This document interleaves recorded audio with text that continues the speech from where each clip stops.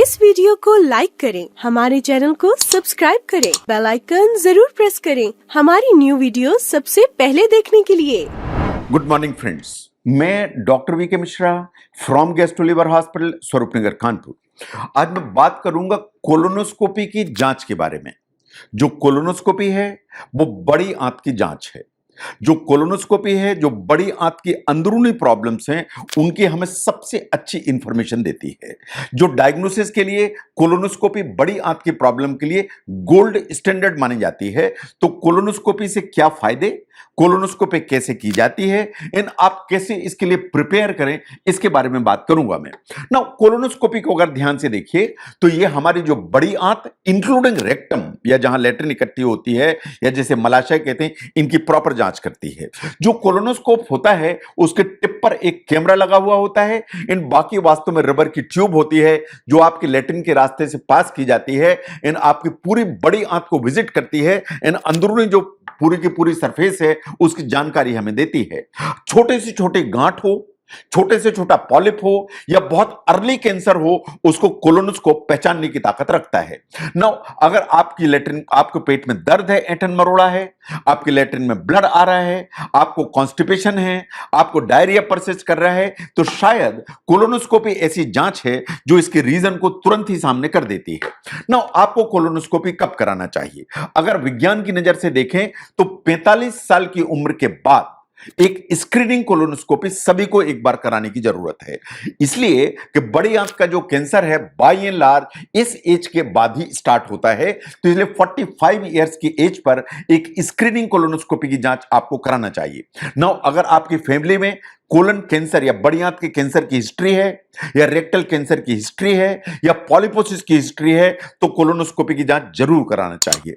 या कोई आपको सिम्टम्स आ रहे हैं, जैसे लेट्रिन में ब्लड आता है, आपको सडनली कॉन्स्टिपेशन डेवलप हुआ, आपको डायरिया है या लूज मोशंस बार बार होते हैं, आपको खून की कमी हो रही है, आपका वजन कम हो रहा है, अगर इस तरह के कोई सिम्टम्स हैं तो आपको बड़ी आंत की जांच कोलोनोस्कोपी से जरूर करानी चाहिए। नाउ जब भी कोलोनोस्कोपी की आपको एडवाइस दी जाती है तो उसके एक दिन पहले आपको वास्तव में अपनी जो बड़ी आंत है उसको प्रिपेयर करने की तैयारी करनी चाहिए। इन द सेंस कि आपको एक दिन पहले क्लियर लिक्विड डाइट लेनी चाहिए। तो अगर क्लियर लिक्विड डाइट लेंगे तो आंत बेहतर साफ होगी। जो सॉलिड्स हैं वो आपको बंद करने की जरूरत है। और कोई ऐसी चीज आपको रात के में नहीं खाना चाहिए जिससे कि लेट्रिन बने। तो इसलिए कोई भी ऐसी जो चीज है वो रात के 12 बजे के बाद नहीं खाना है। ना जिस दिन आपकी कोलोनोस्कोपी होनी है उस दिन के सवेरे आपको एक दवा पीने के लिए दी जाएगी। ये बहुत सारे नामों से आती है। ये जो लिक्विड है वो सवेरे सवेरे आपको पीना पड़ेगा।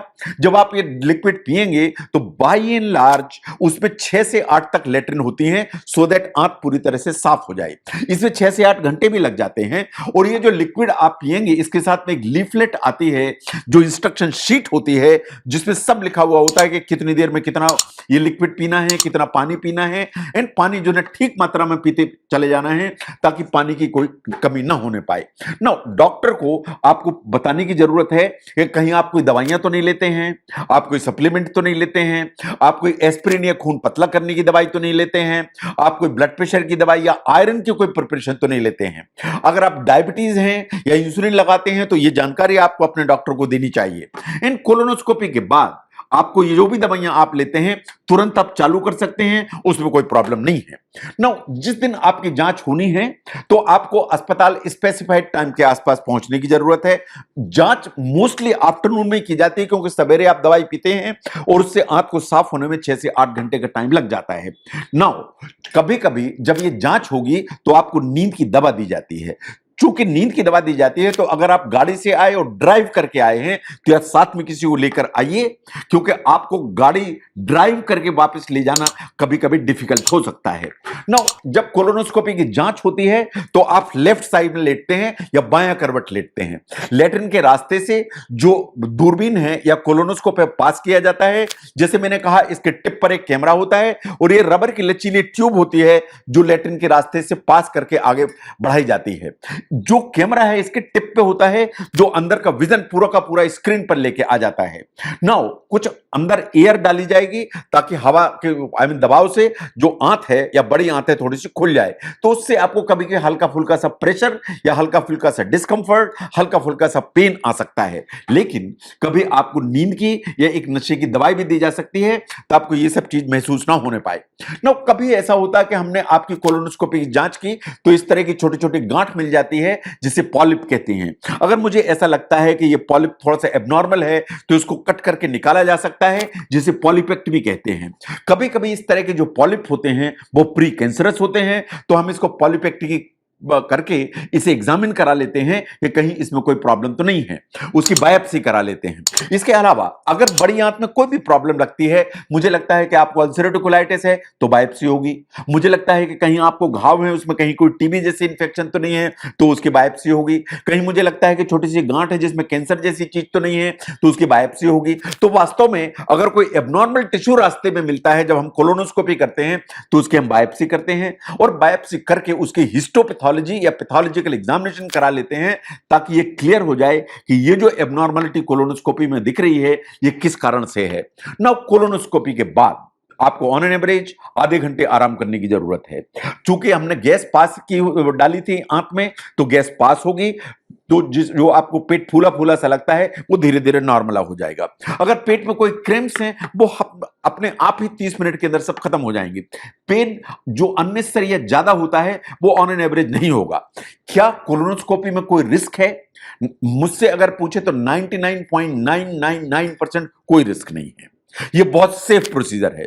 बहुत कभी ऐसा होता है कि जहां से हम बायोप्सी करते हैं पॉलिप निकाला जाता है उसमें से कभी हल्का फुल्का सा ब्लीड होता है, वो अपने आप ही बंद भी हो जाता है। बहुत रेयर चांस होते हैं कि कभी बड़ी आंत में कोई टीयर ना हो जाए, but it is very very rare problem. और जो एडवर्स रिएक्शन है कभी नींद की दवाई के थोड़े बहुत हो सकते हैं, but colonoscopy otherwise is a very very safe procedure. इससे किसी तरह का कोई भी मिसकंसेप्शन ऐसा करने की जरूरत नहीं है। ना अगर कोलोनोस्कोपी नहीं करना है तो हमारे पास एक अल्टरनेट होता है जिसे हम कहते हैं वर्चुअल कोलोनोस्कोपी। इसको सीटी स्कैन के माध्यम से किया जाता है। ये सीटी स्कैन बेस्ड टेस्ट है जो इसमें वास्तव में एक्सरेज लिए जाते हैं एट डिफरेंट एंगल्स। ये सेफ है, पेनलेस है, नॉन इन्वेजिव है। एक्चुअली ये सेफर प्रोसीजर है कुछ कार्डियक पेशेंट्स के लिए या उन पेशेंट्स के लिए जो ब्लड थिनर एजेंट्स पर हैं, तो शायद जो वर्चुअल कोलोनोस्कोपी हमें जो जानकारी है वो देती है। लेकिन जो वर्चुअल कोलोनोस्कोपी है बहुत चीजें मिस करती है। छोटे पॉलिप मिस करती है, छोटे छोटे छाले मिस करती है, अंदर अगर छोटे छोटे जख्म हैं उनको मिस करती है। इन बहुत बार ऐसा होता है कि वर्चुअल कोलोनोस्कोपी के फाइंडिंग के आधार पर कभी हमें प्रॉपर कोलोनोस्कोपी ही करनी पड़ जाती है कि वर्चुअल कोलोनोस्कोपी में ये दिखाई दे रहा है तो कोलोनोस्कोपी कराइए। तो इसलिए colonoscopy is always a better option. Now आपको कितने बार कब करानी चाहिए? आपने मान लीजिए 45 ईयर की एज पर कोलोनोस्कोपी कराई और आपकी कोलोनोस्कोपी नॉर्मल थी, तो इसका मतलब है कि 10 साल तक आपको कोलोनोस्कोपी कराने की जरूरत नहीं, अब 55 पे कराइए। लेकिन 45 पर कराई और उसमें कुछ छोटे छोटे पॉलिप्स मिले तो आपको 5 से 10 साल के बीच में एक बार फिर कराने की जरूरत है। और अगर आपको लार्ज पॉलिप्स निकलते हैं तो शायद जो स्क्रीनिंग कोलोनोस्कोपी है वो बार बार कराने की जरूरत पड़ेगी। तो जो कोलोनोस्कोपी है वो बड़ी आंत की जांच की प्रक्रिया है। ये दूरबीन की विधि से की जाती है। कोलोनोस्कोप में टिप पर एक कैमरा लगा होता है, ये रबर जैसी ट्यूब होती है। एक बाय एंड लार्ज ये बहुत सेफ प्रोसीजर है, इसमें कोई कॉम्प्लिकेशन की संभावना नहीं है। ये 99.999% सेफ है, इसलिए परेशान होने की जरूरत नहीं है। तो अगर बड़ी आंत की प्रॉब्लम है, बड़ी आंत के सिम्टम्स हैं, बड़ी आंत में डिजीज सस्पेक्टेड है, तो कोलोनोस्कोपी जैसी जांच की जरूरत है। कोलोनोस्कोपी सेफ प्रोसीजर है। इसको समझने में अगर ये वीडियो हेल्प करता है तो जरूर शेयर करें।